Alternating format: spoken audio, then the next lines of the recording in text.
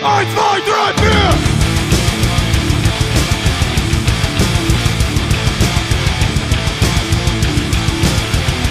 From the Wrist! Hey, welcome back to From the Wrist. We're going to do another edition of Tips and Tricks. And once again, we have the illustrious James Lovell here with us and Mr. John LeCount, who's not so illustrious, but every bit as entertaining. We're going to be discussing GMing, or game mastering, or dungeon mastering, however you guys like to say it. We're going to be discussing some of the ins and outs of that, and we'll just get things kicked off. The simplest thing is what GMing is. If anyone's new, it's basically he's the guy running the game. So if you were to compare a game to like a novel, the players are the characters in that novel, and the GM is all the rest of it. So he's all the background, all the setting, every other thing that's not a main character. Now, if you need a better explanation of that, you can also go check out our Basics of Role-Playing. Yeah. But that's basically what it means to be a GM. So now we're going to go over, the do's and don'ts. All right, you had a really good one with your... Yeah. So I find that for when you're GMing any type of game, it's you want to do, how I say it, is 40% preparation. And that's usually having a storyline set up, your bad guys ready, and maybe some ideas on how the PCs or the heroes will interact with it.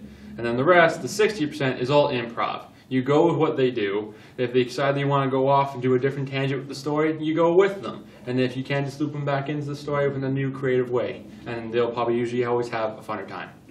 And why would you say that that's the best way to do it?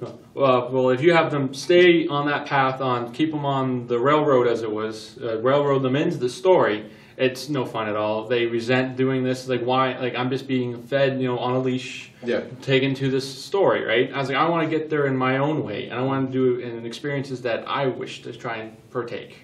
Yep. Okay. To back up that, it's where your tabletop role play. It's not a video game.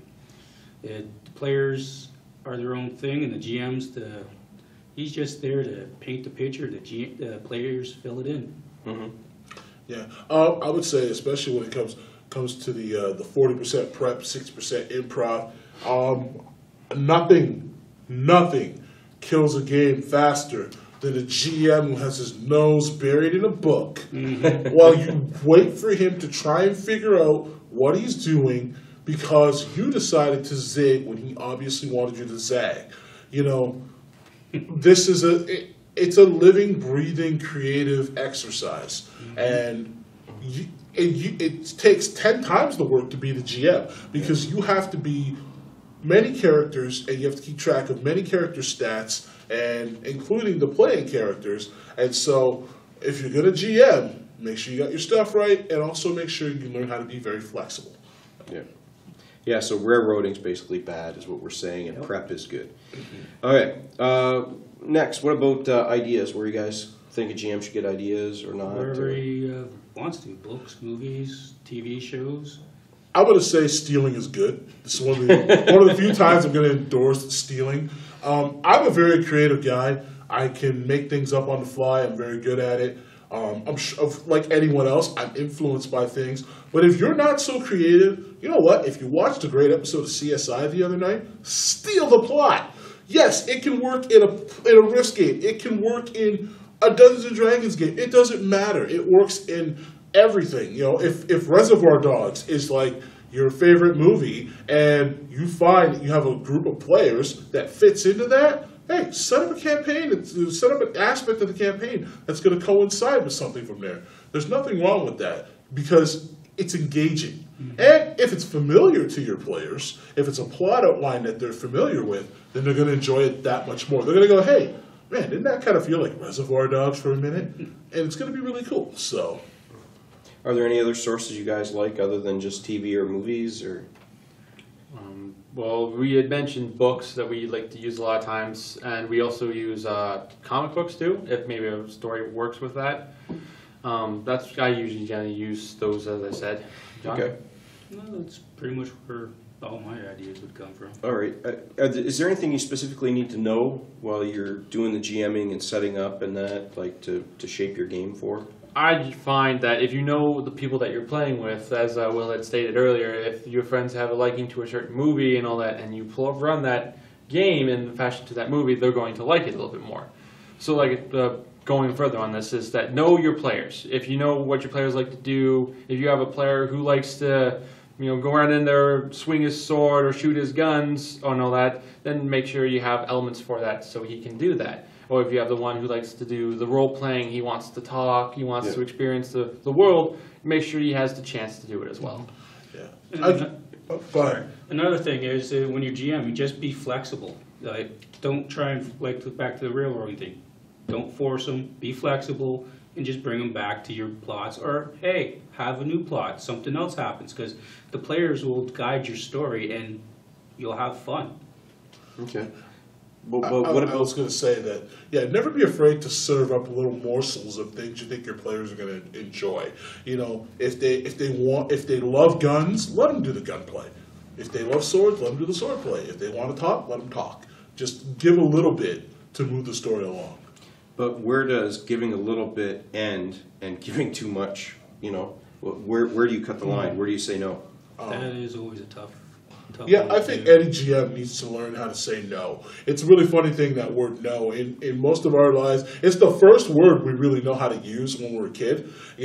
Everybody, any of us with kids especially, we know. The first word your kid learns is no. And they know what no means. It means I'm not going to do this, or I don't want that. It's funny how when we become adults or when we're in charge of something, we really have an issue with saying no. And believe you me, that can kill a campaign very quickly. When you're giving too much, when you're letting, say, a power gamer or somebody who likes to hog the spotlight, sometimes you need to know how to say no. And saying no doesn't necessarily mean you use NO. Sometimes it's suggesting they go a different route or setting them up to move in a different direction. Say, if the scenario calls for the group to go into the tavern and you have one person who continuously says, I want to go outside of the city, you can say, well, the palace guards have instituted lockdowns or etc. There's a way to say no, but never be afraid to deny your players if it's for the sake of everyone enjoying the game and it moves the story along. Okay. How about, since you're saying no is so important, what about dealing with problems, either from that or from anything? What about dealing with those that crop up? I mean, because, you can just say no, but then if someone, just gets in a huff about it, what do you do, Or if they're not working with the group or whatever. So you mean that's like problem players? Well, any kind of problem that crops up in the game. I mean, because you can say no, but, what if that person doesn't take no for an answer? Well, first of all, it's pretty obvious. I'm the kind of guy, I have no problem offending people. And what's good for the group is what's best, in my opinion. I'm not going to let the entire game be ruined by one person's wants and desires.